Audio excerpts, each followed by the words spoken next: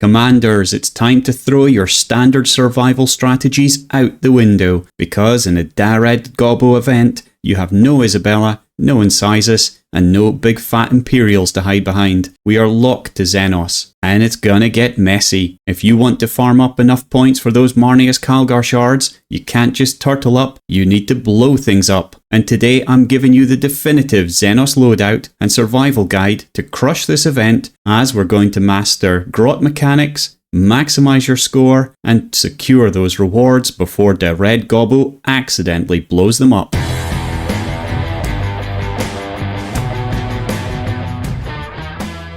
First up, the loot. You're here for two things. One, event points, and you can earn these by completing missions and survival battles. You're going to swap these points for stick bombs to open Grotmas crates containing Marneus Calgar shards and upgrades. And secondly, XP tomes. Every run gives you a chance at books based on how far you survive. Epic books unlock at wave 6, legendary at wave 11, but the big prize is the mythic tome after wave 13. And for me, that's my target. But if you're a newer player, then don't be unhappy with wave 6 and those epic XP books. The beauty of this event is that it scales naturally for all of us. But let's see how we get there. And talking about rewards, I'm less than 200 subscribers away from hitting the big 10,000 mark, which was one of my stretch goals for the year. A completely unlikely one, but you've all been so amazing to help me. So if you've got anything left in you this Christmas, then hit that subscribe or poke your guildmates to do it. Now let's look at our VIP for the event. This is no elf on the shelf, this is a grot with a plot, and his plot is simple. Turn every single hex on this board into a smoking crater. His kit relies on a specific kill chain you need to master. Step 1 is the recruitment. His passive, the Revolushun, turns him into a mobile recycling plant for violence. Whenever a non-grot unit, friend or foe, dies next to him, he immediately replaces them with a grot. Step 2 is the detonation. We don't mourn our grots, we want them to die, because when a grot dies, it explodes, dealing blast damage to everything nearby. And step 3 is the reset. And this is the most important part, because every time a grot dies, it reduces the cooldown of his active ability, Explosive Presence. Normally this nuke has a painful 10-round cooldown, but if you feed enough grots into the meat grinder, you can reset it constantly. This turns the Red Gobbo into an artillery piece, firing every single turn if you play it right. This means that you need to play him as a frontline commander, keeping him glued to the enemy's backsides, because every death around him is just more ammo for the cause. The only problem is keeping him alive long enough to do that. Thankfully, he is resilient, so he can survive a direct hit, but once he goes down, he's going to explode himself. One final note, the more survival missions you play, the stronger he gets. You can check your Gobbo's current level right here, and by the end of the event, he's not just going to be a mascot, he's going to be your highest damage dealer.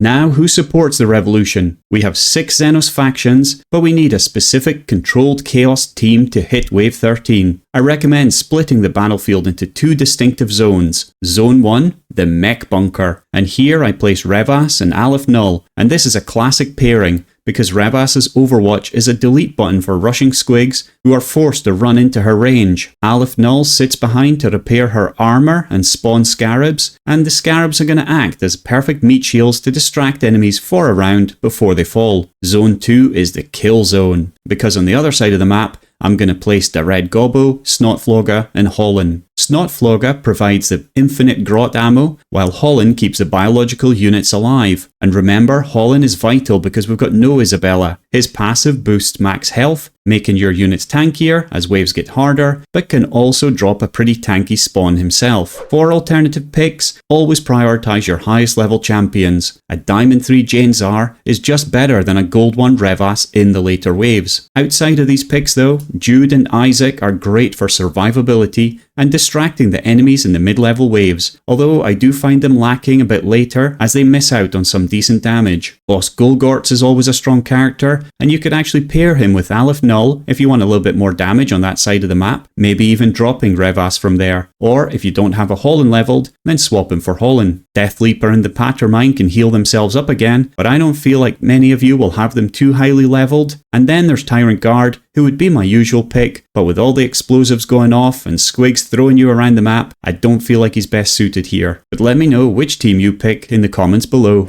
Okay, so obviously we're set on a winter map, and the first thing to notice is that there are 4 spawning points, 2 barbed wires, and a couple of blocked hexes. So you know there's going to be a bit more filtering of troops at the top side of the map, and that's where I'm going to set up my Mech Bunker, while the bottom's going to be my kill zone. And let's get started. But before I grot into it, I want to press this button here, as it will instantly trigger the next wave and get you extra points if you're trying to maximize your end score. Be careful with it though, as any characters that have already moved or fired won't be able to do that again until you end the round. After that, we'll jump in and throw our first bomb, and notice that there's only a grot spawned by the squig, not by all the grots. So you're going to want to stand a Red Gobbo next to squigs, grot tanks, and storm boys to get the most out of him. Another extremely important point for you, your characters level up by clearing waves. If you leave a straggler standing around, then the next set of enemies might absolutely destroy you because you're underleveled. Click on the chevrons at the top to see where your enemies are. But most importantly, the Red Gobbo is an explosive character. Don't leave your Holland standing downwind from his grenade, otherwise he's going to disappear into a puff of smoke, but thankfully we have a decoy to get him back on the battlefield. The Red Gobbo collects a melee damage pickup, although I'm sure that would have been better on Snotflogga, and this is another important change for the map that you need to know in advance, because there are no power-ups that refresh your actives. So don't expect to be spamming scarabs constantly throughout the battle, and also because the way your characters level up, I would actually hold on to your abilities until a bit later in the game, especially since you can't refresh them, because once your characters are epic, their abilities are going to do a lot more than at uncommon level. The only one you should be spamming their active with is the Red Gobbo, and I would recommend throwing out his ability every turn. At this point, I'm going to start keeping an eye on when the next wave comes in, and just making sure that I'm grouped up in the centre of the map before pushing back out. And oh boy, does that wave come in with a bang. A solitary squig takes down a grot, leading to a chain reaction that wipes out all the grots in the map.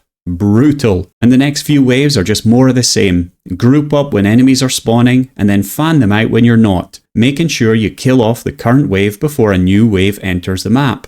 Of course, I could be triggering the next wave manually here, but I'm just going to play it safe in this video and not bother with it anymore. Instead, I'll just collect some pickups and wait for the next wave to come in. What happens if you don't? Well, Aleph-Null can show you here. Boom! I need to replace him already, and I think I'll bring in Gibba Scraps to do that job. And at this point, if you have a Snotflogga's or Gibba Scraps' relic, just note that you won't be able to use them before the characters are mythic. That happens when you kill off wave 15, and the same would be for Re'vas' relic, which would be very nice otherwise. Another thing to think about here is the randomness of squigs. This one manages to get into a rather nice place for itself, and when I take it out, it lands itself on a bomb, wasting what could have been a rather useful tool for me later. When wave 8 and 9 hit, we start to get storm boys, but if you're lucky like I am, then they will just fly straight out of the map again. Otherwise, just be careful and make sure that your team is clustered together and that you're not getting overwhelmed. We'll skip forwards a bit now because nothing really happens for the next few waves, and we'll rejoin the action around wave 13. This is where we get some enemy characters coming in. Snappareka and Gibba Scrap join us, and so we really need to make sure that we can take them down quickly. The rest of the Orc faction will join in the next couple of waves, but the only thing I'm really interested in is killing wave 13 and getting that mythic book. So I'll throw Re'vas at Snappareka, taking him down, and shortly afterwards my Holland falls